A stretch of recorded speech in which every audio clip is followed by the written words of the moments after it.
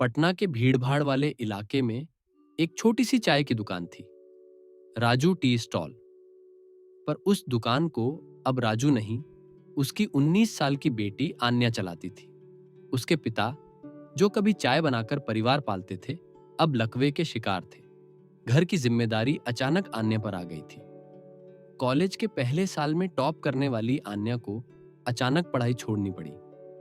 जब लोगों ने ताने मारने शुरू किए, लड़की होकर चाय बेचेगी, अब तो शादी ही कर दो, तब आन्या ने खुद से एक वादा किया, मैं हार नहीं मानूंगी, यही दुकान मेरी पहचान बनेगी। शुरुआत में सब कठिन था। गैस की टंकी खत्म, ग्राहक कम, दुकान का किराया बढ़ता जा रहा था। आन्या कई बार टूटी, रोई, खुद से सवाल किया, क्या मैं सच में कर पाऊंगी? लेकिन हर बार पिता की वो झुकी हुई आंखें और मां की चुप्पी उसे फिर खड़ा कर देती।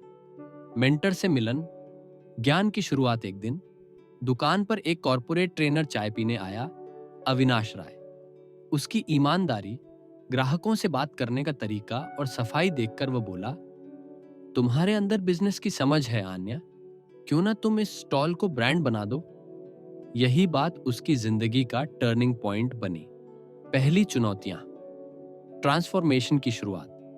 आन्या ने यूट्यूब से मार्केटिंग और ब्रांडिंग सीखना शुरू किया।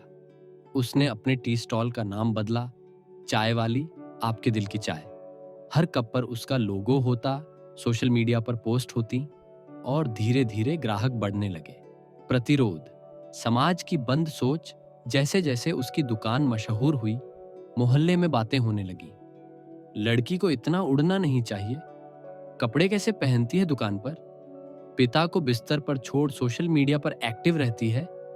पर अब आन्या बदल चुकी थी। उसने जवाब नहीं दिया, उसने काम दिया।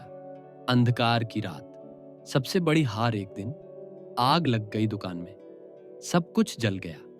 जो थोड़ा बहुत बचा था, उससे पिता की दवाइयां तक नहीं आई। इस मोड़ पर लगा कि सब खत्म हो गया। उस रात आन्या अपने पिता के पास बैठकर फूट फूट कर रोई, पापा, अब और नहीं होता। पिता की कांपती आवाज आई, हौसला रखने वाली मेरी बेटी आज क्यों हार गई? उस एक वाक्य ने फिर से चिंगारी जला दी। उत्थान, रानी का पुनर्जन्म। आन्या ने एक क्राउड फंडिंग कैंपेन शुरू किया। एक चाय वाली का सपना, कहानी वायरल हो गई। हजारों लोगों ने मदद की। उसने सिर्फ स्टॉल नहीं, एक फूड ट्रक शुरू किया, चाय वाली एक्सप्रेस, सोलर एनर्जी पर चलने वाला देश का पहला टी ट्रक। अब वह स्कूल, कॉलेज, ऑफिस पार्क और मेले में जाती थी। नए फ्लेवर, हाइजेनिक सिस्टम और सस्टेनेबल पेपर कप उसकी यूएसपी बन गए।